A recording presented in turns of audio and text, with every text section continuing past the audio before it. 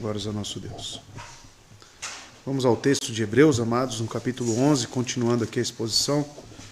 Abra aí. Hoje eu vou pregar 2 versos apenas, onde é introduzido aqui mais um personagem. Mas, na verdade, tem um detalhe muito interessante aqui nesse verso. Eu pretendo expor aos irmãos, com a fidelidade às Escrituras, e principalmente que Deus age em nós através dessa palavra. Hoje eu vou pregar verso 11 e 12, tá? Aos irmãos. O texto diz o seguinte, amados. Primeira leitura na King James. Pela fé, também a própria Sara recebeu vigor para conceber descendência e deu à luz a uma criança, quando já de idade avançada, porquanto teve por fiel aquele que havia prometido. Verso 12. Por isso também de um, e esse já considerado como quase morto, descenderam tantos como as estrelas do céu em multidão, e como a areia inumerável da praia. Vamos orar? Deus, a sua palavra está diante de nós. A sua palavra foi lida, e mais uma vez aqui, Deus, na dependência do Senhor e pela tua graça, será comunicada ao seu povo. O Senhor, Deus, é aquele que através do Espírito faz a melhor aplicação, a aplicação da palavra em nossos corações. E a minha preocupação, Deus, como expositor, é que, primeiramente, o Senhor perdoe os meus pecados, o quão miserável eu sou perante a grandeza da tua palavra, da tua majestade, do seu senhorio, e indigno sou. Mas Deus, olhando para Cristo, eu sei que as nossas obras são aceitáveis ao Senhor, pois Ele é o preço pela culpa, Pai. E confiadamente, como cantamos, se achegamos a Ti, pelos méritos e obra do Teu Filho. Que a sua palavra, então, Deus, pelo Teu Filho, pelo sacrifício naquela cruz, tenha a eficácia necessária em nossos corações e possamos ser trabalhados em conformidade a Ele. Ele é o padrão para nós, por isso somos cristãos e dependemos, Deus, deste agir glorioso do Senhor. Nos ajude, que a sua palavra traga arrependimento, santificação e também conversão aos impenitentes. Te louvo, te agradeço, no nome santo de Jesus. Amém. Perdão. Vamos, então, amados, aqui dar continuidade a esse texto. O título que eu dei à mensagem é O Filho Prometido pela Fé. Como assim, pastor? Você não deu nem o título de Sara? Eu vou explicar aos irmãos que, na verdade, o texto ele tem uma referência ainda a Abraão. O texto ainda não perdeu o foco em Abraão, tá? Mas, antes de mais nada, sempre passo para os irmãos a estrutura textual. Os irmãos já devem estar cansados de saber já, né? Mas eu sempre passo aqui para que os irmãos nunca percam de vista. Estrutura textual, então, primeira coisa, o autor pretende apresentar Cristo substancialmente. Ele quer apresentar um novo representante sobre o novo pacto. Ele está falando a um povo judeu, está falando aos hebreus. Um povo habituado com a antiga aliança e com os pactos mosaicos. Tudo aquilo que foi prescrito em Levítico, que você já deve ter lido e falado, nossa, isso aqui é muito chato ler isso aqui, não acaba. Né? Mas tudo aquilo, amados, como o autor de Hebreus trabalhou aqui, e já vimos, constatamos, era algo que anunciava, era uma tipologia sobre algo maior que viria. Falamos sobre o sistema sacrificial, falamos de Arão, o sistema levítico de sacerdotes, tudo para nos levar a um só sacrifício, que é o Cordeiro de Deus, o seu próprio Filho, e ao grande sumo sacerdote que cantamos aqui. Em Hebreus 4, ele disse isso a nós. Então ele trabalha, amados, no texto, justamente com aplicações e citações do Antigo Testamento. Estão lembrados disso? Por mais que agora estejamos falando de personagens importantes da Bíblia, mas ele ainda está fazendo citações indiretas aqui a textos e passagens de Gênesis. Por exemplo, quando falamos de Abel, eu expus já em Gênesis, né, semana passada, justamente a aceitação do sacrifício de Abel e a rejeição de Caim. Também será introduzido aqui a figura de Enoque, ainda mais para frente. Depois veremos Abraão, propriamente dito, Noé também veremos, tudo no relato de Gênesis, que é a fonte de argumentação desse autor. Então ele está falando uma linguagem conhecida dos judeus. Não é algo desconhecido. Mas tudo, amados, esclarecendo as tipologias e exaltando a Cristo Jesus sobre o novo pacto. Nunca perca a nossa intenção de trabalhar Hebreus, que é reforçar a teologia dos pactos. Precisamos entender isso com propriedade. A diferença entre a antiga para a nova aliança, principalmente a transição disso, até onde que foi essas tipologias e o que realmente Cristo significa para nós hoje. Então entendemos todo esse enredo bíblico através da teologia dos pactos, tá bom? E, claro, ele não poderia deixar de exortar, porque esses judeus, muitos deles estavam abandonando o cristianismo. Muitos deles estavam apostatando da fé. Hebreus 6 é a prova clara quanto a isso. Que ele falando de pessoas que receberam a boa palavra, participaram do Espírito Santo, mas retrocederam. E esse retroceder dele é para o sistema antigo, da lei. O sistema antigo, a ordem do antigo pacto. E agora estamos em Hebreus 11, a qual ele já falou grande parte sobre essas tipologias, e agora está exortando esses fiéis a reterem a confissão que eles tinham. Se os irmãos tiverem lembrado, uma boa lembrança, uma boa memória, olha o capítulo 10,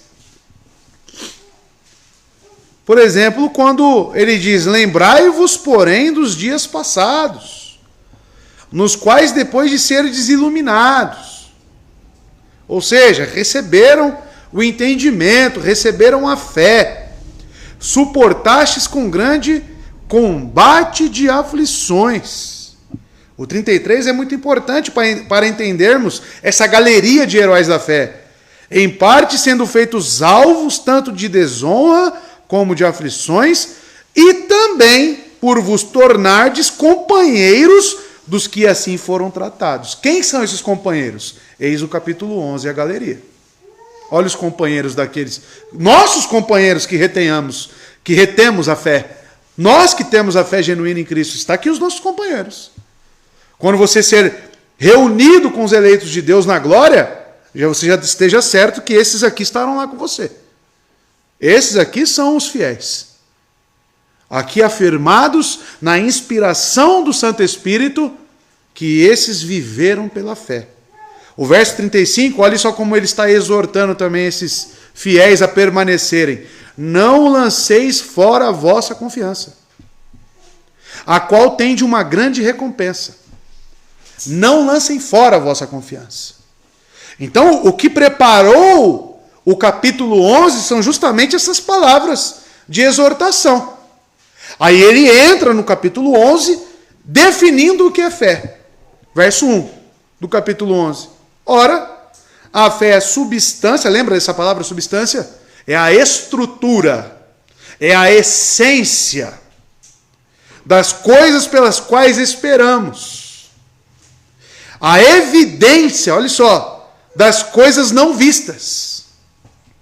Essa é a definição da fé, irmãos. E agora, para não ser algo apenas teórico, apenas palavras, ele está trazendo nomes de pessoas que na prática viveram pela fé. E ele disse no verso 38 do capítulo 10, mas o justo viverá pela fé. Então, do final do capítulo 10 para o capítulo 11, não tem mudança de tema. É o mesmo tema. Ele continua trabalhando isso. E foi apresentado a nós aqui alguns homens importantes. Abel foi apresentado como adorador pela fé.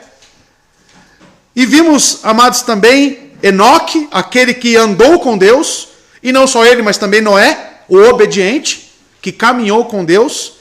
E por último nós vimos Abraão. Abraão que recebeu a palavra de Deus e prontamente também obedeceu. Saia da sua casa, Abraão. Saia da sua parentela. E vá para um lugar que eu ainda lhe mostrarei. E ele saiu, sem saber para onde estava indo, na plena confiança e dependência de Deus. Eu trouxe de Abraão aos irmãos todo o contexto da vida dele. O lar, seu pai terá um lar pagão, pais pagãos. Então, amados, Deus tira Abraão justamente deste contexto.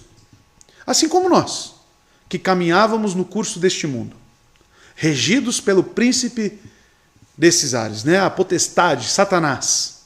Então, amados, andávamos desgarrados. Mas Cristo, na sua infinita misericórdia, morreu pelos nossos pecados e Deus, então, nos reconciliou nele. O autor de Hebreus, então, segue a sequência histórica da narrativa de Gênesis e ele vai da promessa da terra, a qual vimos semana passada, a promessa a Abraão. Vamos lembrar os textos pregados? Verso 8 a 10. Pela fé, Abraão, quando foi chamado a ir para um lugar que havia de receber posteriormente por herança, ele recebeu? Lugar físico, literal? Não recebeu nada, a não ser o local do seu túmulo e da sua esposa. E amados, continua. Obedeceu e saiu sem saber para onde ia. No verso 9. Pela fé habitou na terra da promessa, como em uma terra estranha. Ele era estrangeiro. Ele foi para esse lugar, já tinha gente morando lá, já estava habitado e ele era um estrangeiro, um estranho. Habitando em tabernáculos com Isaac e Jacó. Barracas. Tabernáculos que eram desmontáveis, temporários. Mas, olha lá, herdeiros com ele da mesma promessa.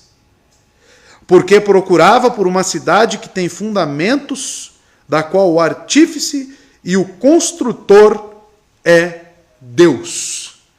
Então está aqui, amados, qual era a cidadela que ele olhava? Aonde que estavam os olhos de Abraão? Nas coisas eternas. Então, amados, aqui nós vimos que existia uma promessa, um pacto feito com Abraão, renovado também com o seu filho Isaac e com o seu neto Jacó. Estão lembrados disso? Esse é o pacto abraâmico. E agora veremos como isso se estendeu à sua prole também. Veremos aqui agora a figura de Sara, a sua mulher. E para isso eu te convido a entrar no texto.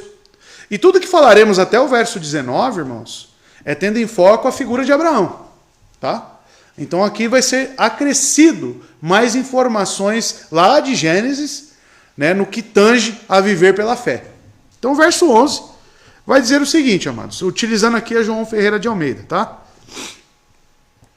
Pela fé, até a própria Sara recebeu a virtude de conceber um filho, mesmo fora da idade, porquanto teve por fiel aquele que lhe havia prometido. Então aqui é acrescentado a figura de Sara. Pela fé, até a própria Sara.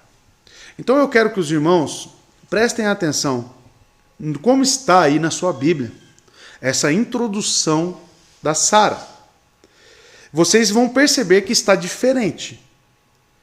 Se vocês compararem com os outros heróis da fé antes dela, antes de Abraão, ou até mesmo até Abraão, vocês veem pela fé e já trazia o nome. Pela fé, fulano. Pela fé, ciclano. Aqui está um pouco diferente. Pela fé, até a própria Sara, na João de Ferreira de Almeida. Amados, a primeira coisa que ao consultar Gênesis é que a Bíblia não diz nada sobre quando Sara recebeu a fé. A Bíblia não nos traz informação de quando que realmente essa fé em Sara foi desenvolvida. O que sabemos é que ela se casou com Abraão e que ela era 10 anos mais nova do que Abraão. É isso que temos. E Abraão, sim, é chamado, inclusive por Paulo, em Romanos 4, verso 11, de o pai de todos os que têm fé. Tá? Algo interessante é a tradução da NVI, amados. Ela difere muito das outras. Põe aqui pra gente esse mesmo verso na NVI, por favor. E eu vou trazer, olha que interessante a NVI. Como é que ela está? Olha lá a diferença. Pela fé, Abraão, E também a própria Sara, apesar de estéril e avançada em idade, recebeu poder para gerar um filho, porque considerou fiel aquele que lhe havia feito a promessa. Tá? Então, amados, nós percebemos que a tradução da NVI difere muito das outras. Todo o problema está na representação linguística do original, que reside na frase. O que vai justificar esse acréscimo de Abraão? Tá? Porque na João Ferreira de Almeida não tem Abraão no verso 11. Né? Apenas Sara diretamente. Mas o que justifica a NVI ter trazido o nome Abraão, primeiramente?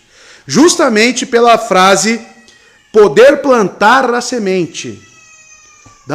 Vai no carro lá, acho que é melhor. Tá? Porque depois fica tudo aqui no vídeo e atrapalha até acalmar a criança. Amados, essa frase que será colocada aqui para nós, conceber um filho, né? Recebeu a virtude de conceber um filho, na verdade não é essa a tradução mais fiel ao original. Por quê, amados? Porque veremos no original que é tratado aqui para conceber uma semente. Dunamis é o poder, eis, que é a palavra grega, e katabole. Katabole, no grego, é injeção do sêmen masculino, viril, e não propriamente da mulher. Ou seja, essa frase não está diretamente ligada a Sara. Ela não pode ser empregada, essa frase de conceber, que na verdade não é conceber, mas sim o ato do homem na relação sexual. Então direciona para quem? Para o sujeito que iniciou. Lá no verso 8, Abraão. Por isso que a NVI coloca Abraão. Para que eu e você não percamos de foco o principal sujeito de viver pela fé. Ah, mas e Sara está fazendo o que então? Amado, Sara, ela entra como aquela que esteve junto com Abraão. Junto com Abraão, tá? Hoje está complicado, hein, irmãos?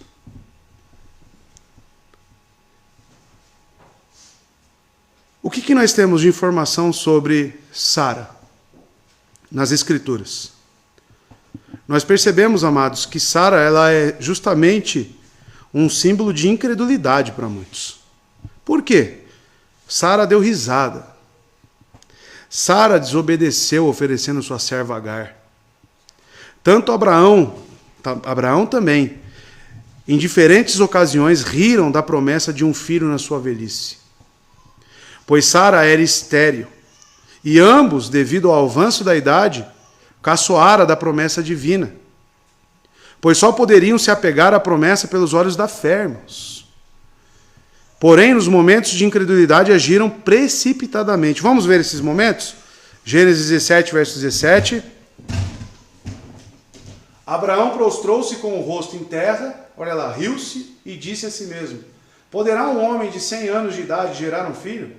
Poderá Sara dar à luz aos 90 anos? Então, amados, ali nós vemos a diferença de idade, né? Temos uma base para a diferença de idade entre Sara e Abraão, de 10 anos, mas nós vimos que Abraão deu risada desta promessa de gerar filhos. Sara também agiu da mesma forma, no capítulo 18, verso 12, você já percebe. Por isso riu consigo mesmo, quando pensou, depois de já estar velha, e o meu senhor já idoso, ainda terei esse prazer? Tudo em momentos onde eles tiveram contato com esta promessa, de terem filhos. Eles riram. E além disso, Sara também tentou resolver o problema com as próprias mãos. E Abraão, ele foi conivente com a situação. Em Gênesis 16, verso 1 a 4, nós vemos o episódio onde Sara introduz ali a figura da sua serva. Então veja. Ora, Sarai, mulher de Abraão, ainda chamada Sarai, né? Não lhe dera nenhum filho. Como tinha uma serva egípcia chamada Agar, disse a Abraão: já que o Senhor me impediu de ter filhos, possua minha serva. Talvez eu possa formar família por meio dela. Abraão atendeu a proposta de Sarai, e quando isso aconteceu, já fazia 10 anos que Abraão, seu marido, vivia em Canaã. Ou seja, já estavam na terra prometida. E foi nessa ocasião que Sarai, sua mulher, lhe entregou sua serva egípcia Agar. E verso 4, ele possuiu Agar e ela engravidou. Quando se viu grávida, começou a olhar com desprezo para a sua senhora. Então você que já leu Gênesis deve lembrar dessa narrativa aí de Moisés. Então, amados, Sara ficou marcada por esses episódios. Sara não ficou marcada pela fé. Mas o autor de Hebreus aqui, ele introduz Sara como alguém que estava junto com Abraão e que andaram pela fé. Então, amados, perceba, até a própria Sara. Aqui ele coloca uma conjunção. E também, ou até mesmo, realmente, mas, é tudo uma conjunção. Não sei como está na sua versão aí. Mas pela fé, aí ele aplica a conjunção até a própria Sara. Né? A conjunção aqui no grego é kai. O nome Sara significa princesa. Sara era uma mulher bela. Sara atraiu a atenção do rei Abimeleque. Então era uma mulher muito bonita. As pessoas, quando viam Sara, viam realmente nela uma grande beleza. Seu nome, propriamente dito, significava princesa. Tá? E o escritor coloca aqui, de Hebreus, a expressão e a própria Sara perto do começo da sentença, e imediatamente a expressão pela fé. Ele parece indicar, pelo caso nominativo aqui, que Sara é o sujeito da sentença. Mas não, amados. Os tradutores da NVI inseriram o nome de Abraão, como eu disse a vocês, para mostrar que o patriarca é o sujeito lógico. E que o nome Abraão se encaixa no contexto maior. E Sara está o quê? Junta com ele. Então Sara é contada junto com Abraão. E nós sabemos que Abraão, por ser chamado pai da fé, e pelo fato dela estar inserida junto com Abraão, então eles compartilhavam da mesma fé. Então, amados, é o único relato bíblico que nós vamos ver que realmente é confirmado, constatado, que Sara estava nesse contexto de fé. Está junto com Abraão. A fé, amados, e nossa permanência nela, o que nós aprendemos olhando para Sara? Em todos esses episódios de incredulidade, com todos esses episódios aqui que marcaram ela realmente de uma forma negativa. Por que a Bíblia é bela? Porque ela não esconde esses fatos. E quando ela não esconde esses fatos, nós entendemos que a fé não depende de nós. Que nós, amados, muitas das vezes agimos igualmente a Sara. Desconfiando, dando risada, descrendo, duvidando, todos os dias. Mesmo quando nossa fé vacila, amado, ou tropeça, nós não deixamos de ser aprovados por Deus. Contando que não demos vazão à nossa desconfiança e fiquemos apegados nisso. Mas, amados, a questão está no fato de que o milagre que Deus realizou no nascimento de Isaac é produzido da fé de Abraão e de sua esposa, por meio da qual se apossaram do poder de Deus.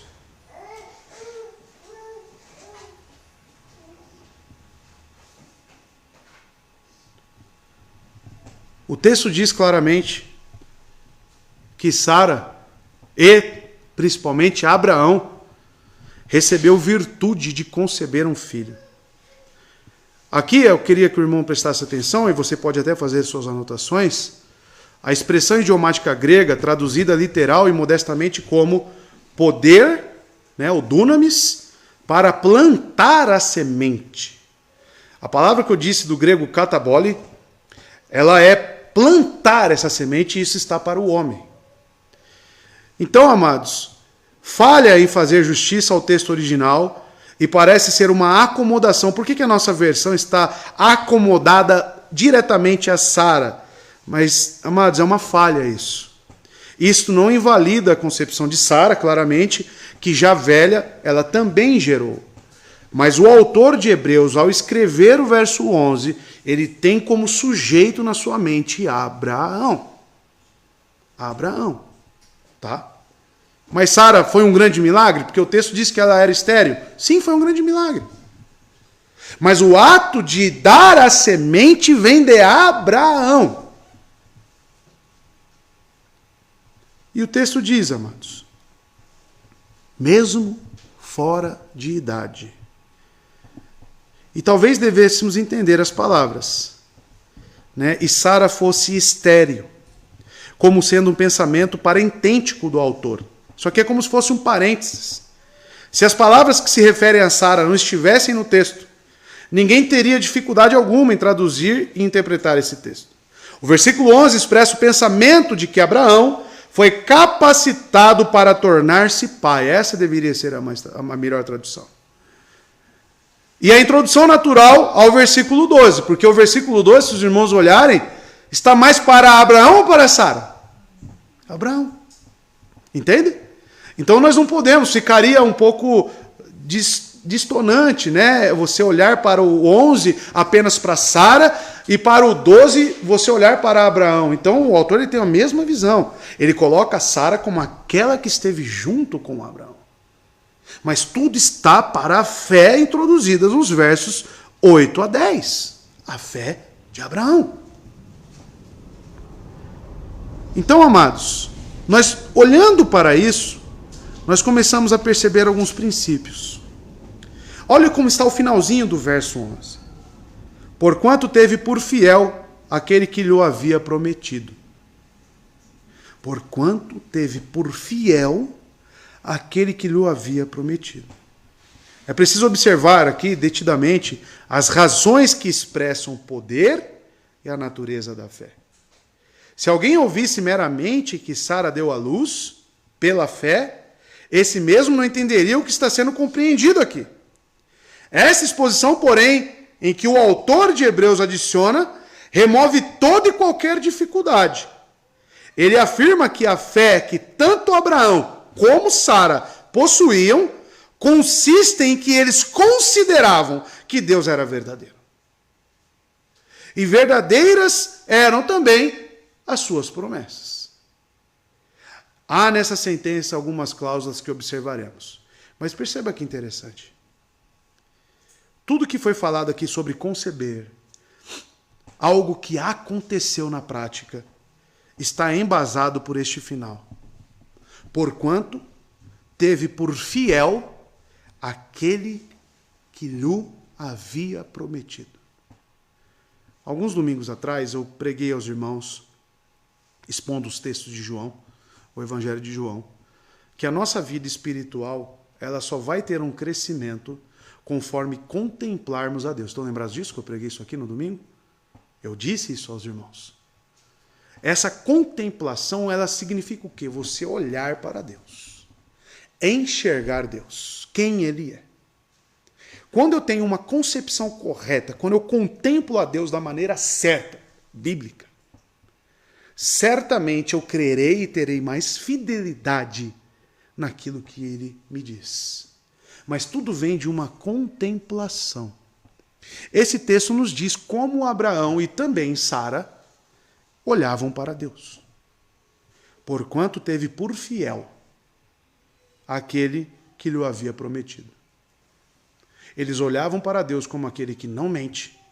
Eles olhavam para Deus como aquele que é uma rocha verdadeira, inabalável, um Deus de decretos, e que se ele realmente decretou que eles seriam pais, certamente aquilo aconteceria.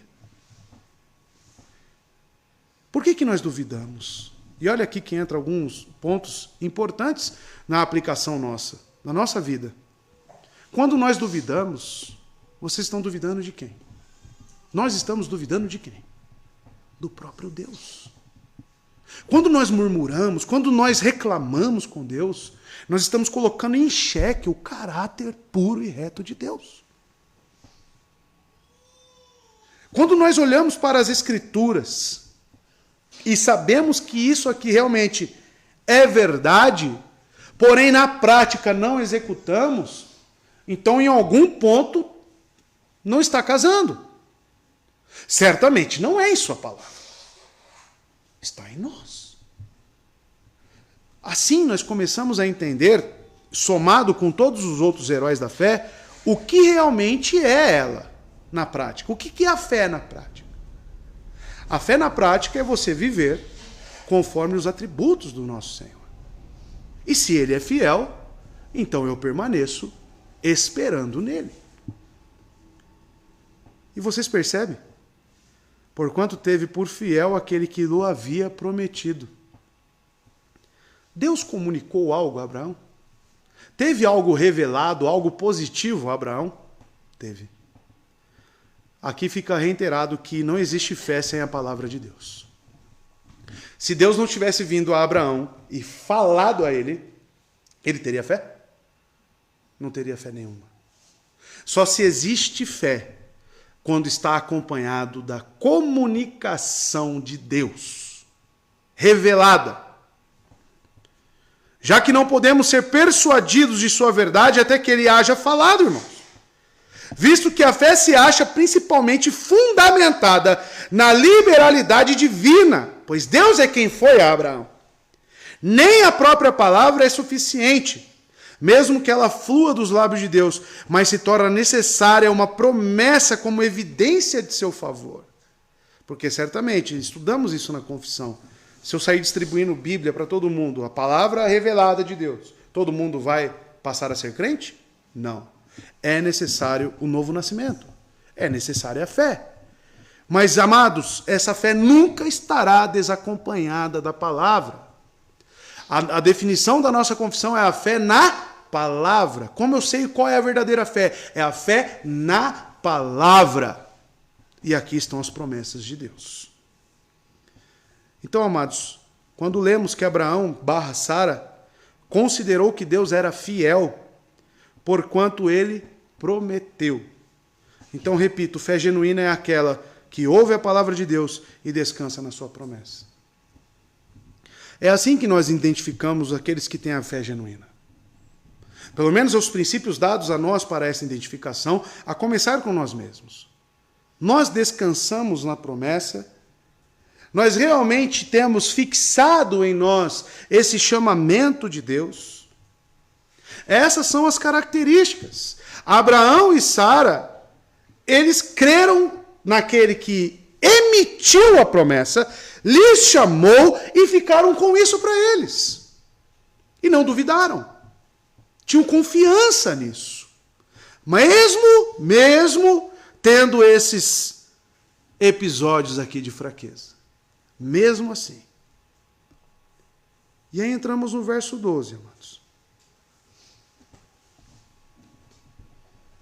Pelo que também de um, e esse já amortecido, descenderam tantos, em multidão, como as estrelas do céu, e como a areia inumerável que está na praia do mar. Pelo que também de um, esse já amortecido. Essa palavra amortecido aqui, ela vem do grego necro, e significa um velho impotente, mesmo estando velho e impotente. Então aqui realmente, um verbo, no particípio, era uma qualidade de Abraão, o que o autor está querendo introduzir. Pelo que também de um, esse já amortecido. Então Paulo comenta, amados, sobre a fé de Abraão em Deus, lá em Romanos capítulo 4, verso 19 a 21. E traz luz sobre esse início do verso 12. Veja como Paulo aqui coloca para nós. Sem se enfraquecer na fé, então alguém que contemplava a Deus como fiel, reconheceu que o seu corpo já estava sem vitalidade.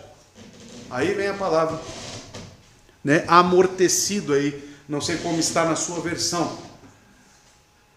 Pois já contava cerca de 100 anos de idade, e que também o ventre de Sara, ele introduz Sara, já estava sem vigor.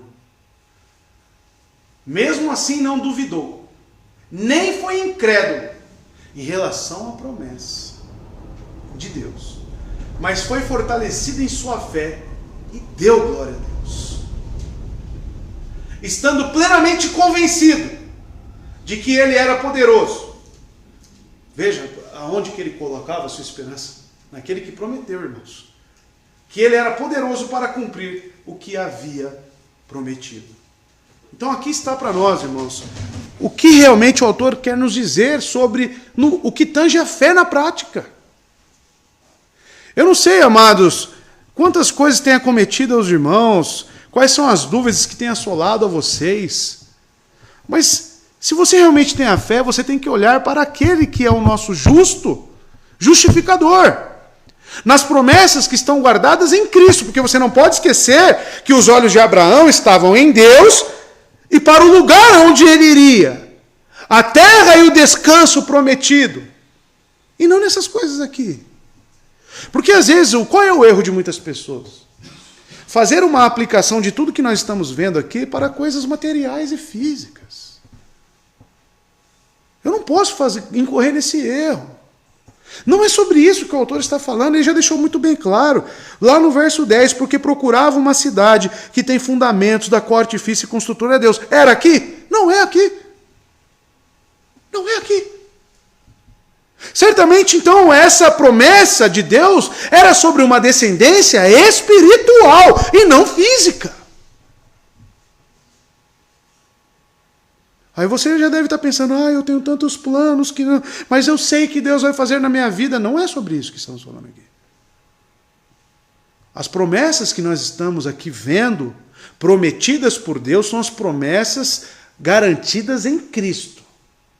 É uma eternidade, é uma morada guardada nele. Que ele disse em João 14, eu irei e lhes prepararei um lugar. A casa do meu pai tem muitas moradas. Estão lembrados disso? Essas são as promessas, irmãos. É nisto que tem que estar os nossos olhos. Porque seria muito fácil. Eu e minha esposa queremos ter filho. Aí falando, olha aqui agora, isso aqui é para nós. Olha, esposa, é para mim e para você. Não tem nada a ver. Não tem nada a ver. O que nós temos que olhar aqui e fixar os nossos olhos são nas heranças, nas promessas eternas, na cidade edificada por Deus. É lá. Então onde que está a nossa fé?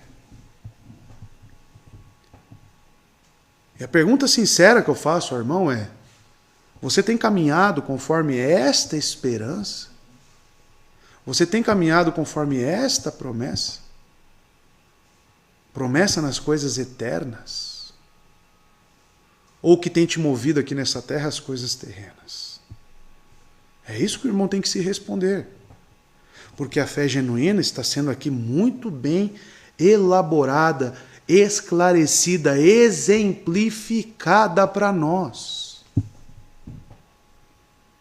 Tanto Abraão quanto Sara, mesmo avançados em idade, eles permaneceram olhando para as coisas eternas e para este Deus, que falou que iria deles gerar uma grande descendência espiritual.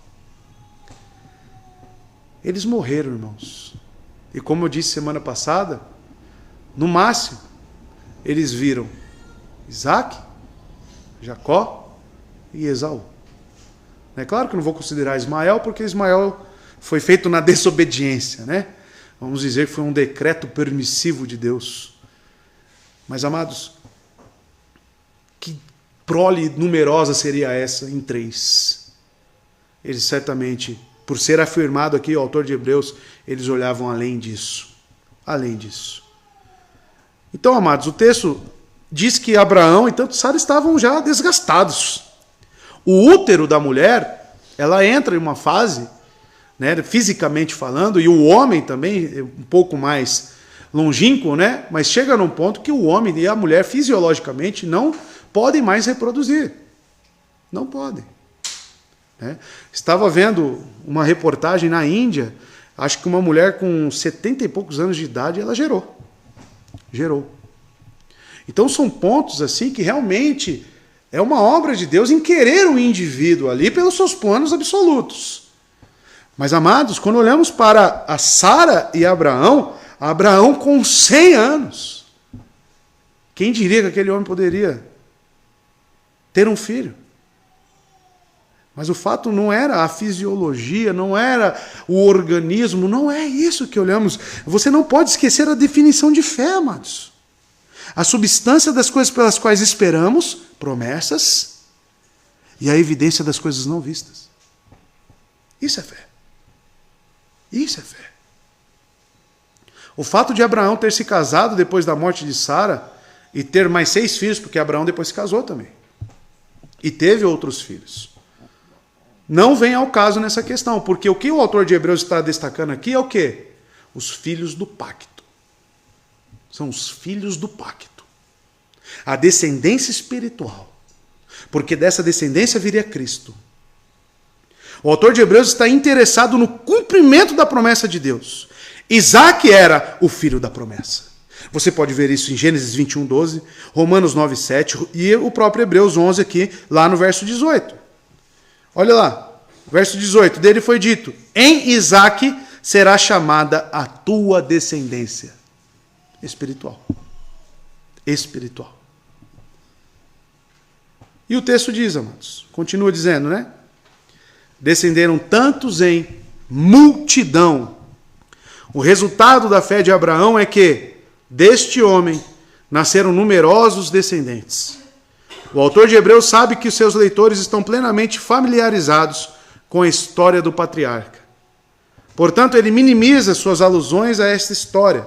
Ele diz que Abraão era como um morto e que seus descendentes foram tão numerosos como as estrelas do céu e tão incontáveis como a areia na praia do mar. Abraão é colocado... Vocês percebem o contraste?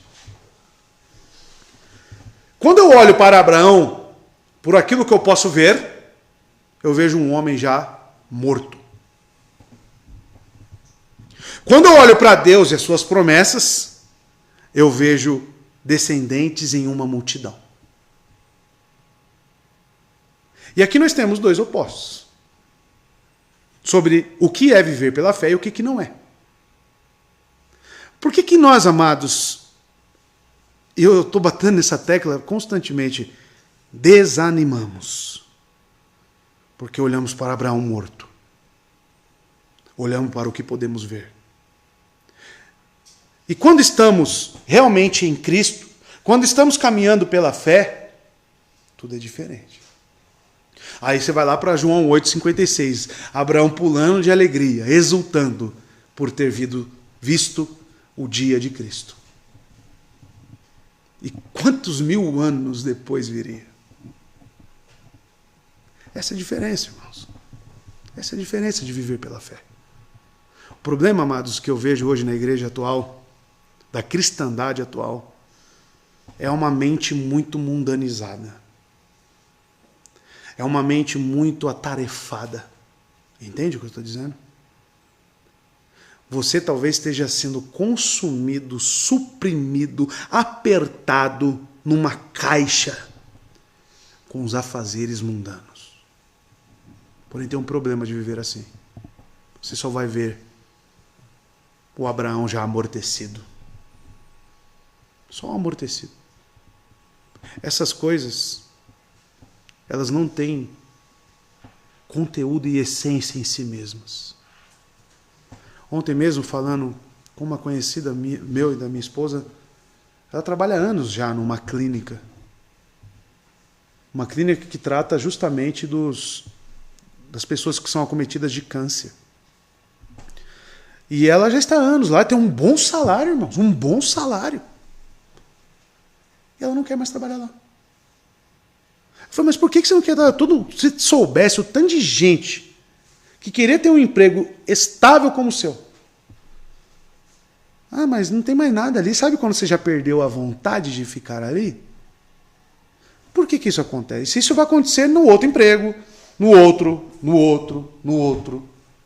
Porque as coisas, amados, essas coisas mundanas, o mundanismo, ele não nos traz contentamento. Nem para os ímpios, que foram feitos em mais semelhança de Deus. Não traz. Passa-se um tempo, aquilo perde o encanto. Pode demorar, mas uma hora a pessoa, eu gosto tanto do meu trabalho. Você pode encontrar pessoas assim. Meu sogro fala isso. Meu sogro gosta de trabalhar. Mas isso também tem data de validade. Por quê? Uma hora a saúde vai acabar. Não vai conseguir mais trabalhar. Aí sabe o que vai acontecer? Ficar deprimido.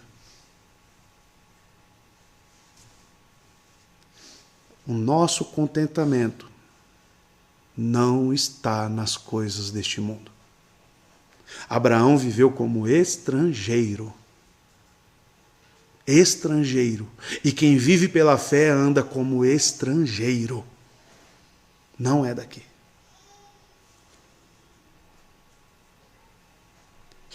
E olha como era essa multidão. Eu penso, quando eu leio e li aqui esse texto, quando Cristo reunir todos os seus eleitos, quando Abraão, certamente com Cristo, ver toda a sua prole, que alegria, que alegria. Essa promessa que substancialmente em Cristo sendo cumprida. Os irmãos têm noção do privilégio que Abraão teve de receber de Deus um pacto que chegaria em Cristo e em Cristo todos serem reunidos. Que privilégio, que honra. E um dia ele verá toda essa prole. Ele morreu sem ver, mas ele morreu confiando. Ele morreu, ele caminhou, ele viveu confiando de que um dia ele veria. E ele viu Cristo. Incontáveis descendentes, como as estrelas do céu, e como a areia inumerável na praia do mar.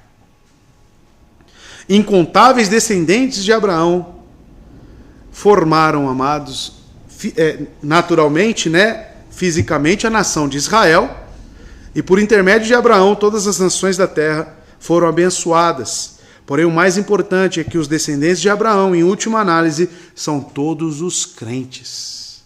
A igreja de Cristo.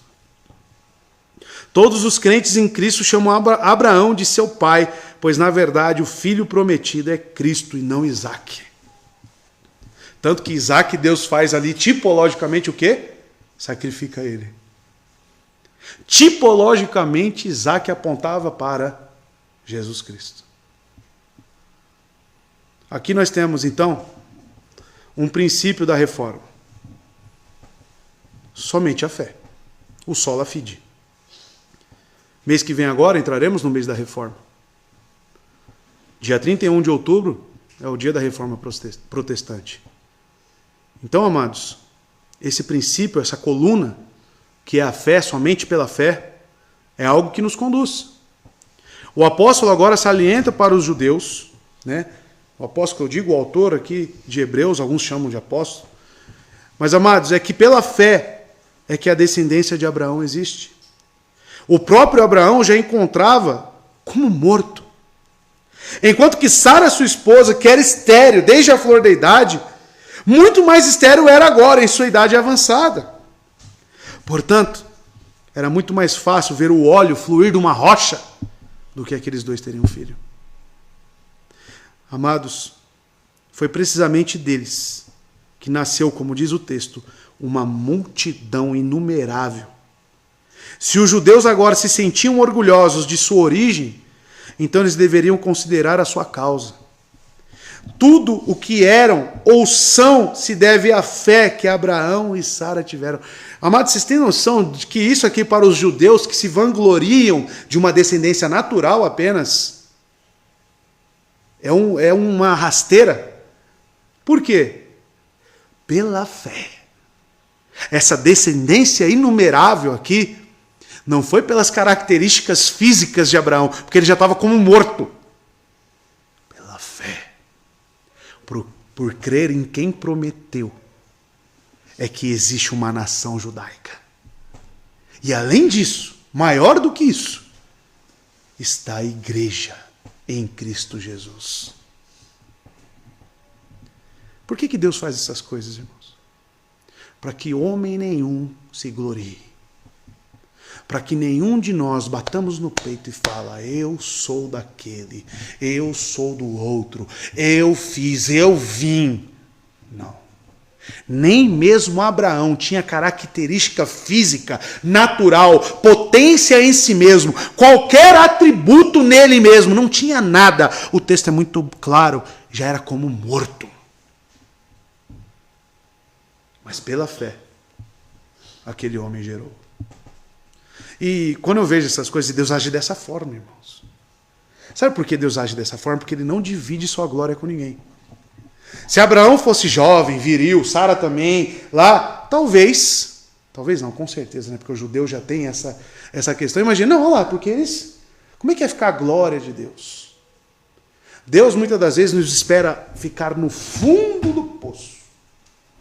Ele espera a situação ficar no extremo. Sabe para quê? Para você falar, eu não tenho mais arma nenhuma. Eu não tenho mais recurso algum. Somente um milagre. Aí Ele age. Aí Ele age. Por quê? Porque Ele é um Deus zeloso. E Ele não divide sua glória com ninguém. Amados, tudo que eram ou são, tanto Sara quanto Abraão, se deve à fé que Abraão e Sara tinham. Segue-se desse fato que não podem reter ou defender uma posição que adquiriram, a não ser com base na fé. Cristo é muito claro quando Ele rebate os fariseus. Se vocês fossem filhos de Abraão, vocês não estariam aí prontos, não iam querer me matar. Porque o resumo do segundo maior mandamento é o quê? Amor ao próximo. O que Cristo quis dizer? Abraão creu em Deus. Primeiro maior mandamento. Automaticamente ele não era filho do diabo e não tinha esses desejos homicidas. Por ganância. Era pecador? Era. Mas ele caminhava pela fé. Aqueles homens não. E a pergunta que eu deixo para encerrar, amados, é: como você tem caminhado? Como você tem vivido? Eu percebo Deus falando essa congregação em diversos textos. Temos o exemplo de Pedro agindo fora daquilo que Deus desejava. Temos agora aqui o exemplo de Sara, tantos os negativos, mas principalmente os positivos. Nos exortando, o exemplo de Abel, de Caim. Caim, um homem que não tinha esses sentimentos e essência por Deus. Deus sempre nos mostrando o que é viver pela fé, irmãos. As últimas exposições, se você fizer um parâmetro, tanto de Gênesis, Hebreus e João, a retórica é a mesma. Isso é porque Deus está nos alertando da maneira como nós temos vivido e aonde que nós temos que colocar o nosso foco, os nossos olhos, irmãos. Que o irmão esteja atento a isso. Que o irmão se apegue a Deus. Que o irmão creia nas promessas e aguarde as promessas. Nós não somos daqui. Nós somos estrangeiros. Não é as pretensões aqui mundanas que irão nos satisfazer. Tanto, amados, tanto, que as pessoas fazem planos, quero filho, quero isso, quero um emprego melhor, depois que obtém, esse plano, essa alegria morre. Aí ele quer outra coisa, é insaciável. Por quê? Porque não é para estar aqui a nossa alegria. Não é para estar aqui. Que Deus mude os nossos pensamentos, a nossa vida. Que Deus traga arrependimento a cada um de nós. E possamos caminhar um dia de cada vez, mas com os olhos da fé, irmãos. Olhando para Cristo e para as suas promessas. Porque Abraão e Sara fizeram isso. Semana que vem entraremos aqui em outras características, né, sobre a fé, mas ainda tendo em foco Abraão. Né, Abraão e sua prole. Que você medite sobre o texto. A semana não acabou ainda. Você pode pegar esse texto e ainda conversar com a sua família em casa, né, sobre o que realmente é andar pela fé. Amém? Vamos orar? Vamos agradecer ao Senhor por mais esta palavra e que a igreja se apegue à fé dada em Cristo Jesus. Oremos.